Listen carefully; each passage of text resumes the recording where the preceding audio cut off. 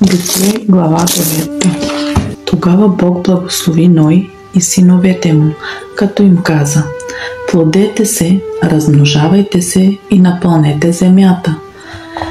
Ще се страхуват и ще треперят от вас всички земни животни и всички небесни птици. Те заедно с всички влечуги по земята и с всички морски риби са предадени в ръцете ви. Всичко живо, което се движи, ще ви бъде за храна. Както ви дадох растителността, така сега ви давам всичко. Месо, обаче с живота му, т.е. с кръвта му не яще. А вашата кръв, кръвта на живота ви, непременно ще изискам. От всяко животно ще я изискам. И от човека, да, от брата на всеки човек ще изискам кръвта на човека. Който пролее човешка кръв, и неговата кръв от човек ще се пролее. Защото по своя образ създаде Бог човека, а вие се плодете и се размножавайте. Разплодете се по земята и се умножавайте по нея.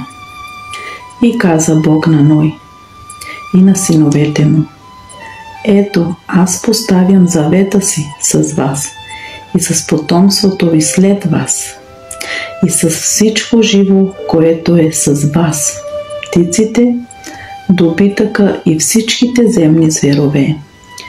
Да, с всички излезли от ковчега с вас, с всяко живо същество на земята. Поставям завета си с вас, че няма да се изтреби вече всяка плът от водите на потопа.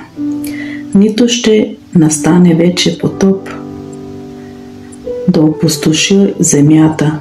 Бог рече още: ето знака на завета, който аз поставям до вечни поколения между мене и вас и всичко живо, което е с вас. Поставям дъгата си в облака и тя ще бъде знак на завет между мене и земята.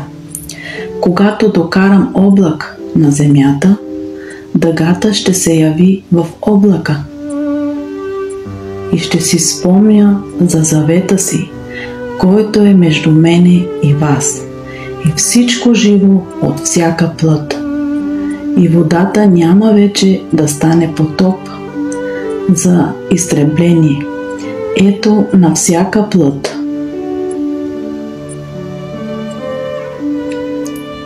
Дъгата ще бъде в облака и ще я гледам, за да си напомням вечния завет между Бога. Всичко живо от всяка плът, която е на земята. Тогава каза Бог на Ной: е знакът на завета, който поставя между мене и всяка плът, която е на земята.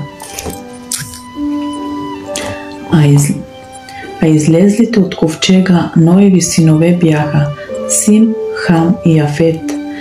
А Хам беше баща на Ханан. Тези трима бяха Ноевите синове и от тях се насели цялата земя. Тогава Ной почна да обработва земята и насади лозе, и като пи от виното, опи се и се разголи в шатъра си. И Хам, Ханановия баща, видя голотата на баща си и каза на двамата си братя отвън. А Сим и Яфет взеха една дреха и като я сложиха двамата на раменете си, пристъпиха заднешком и покриха голотата на баща си. Лицата им не гледаха назад, да не видяха бащината си голота. Като опрезня Ной, той от виното си и научи какво му бе направил по-малкият му син. И каза: проклет да е Ханан, слуга на слугите ще бъде на братята си. Рече още: благословен Господ Симовия Бог, и Ханан да му бъде слуга на Сим. Бог да разшири земите на Яфет и да се засели Яфет в шатрите на Сим и Ханан да му бъде слуга.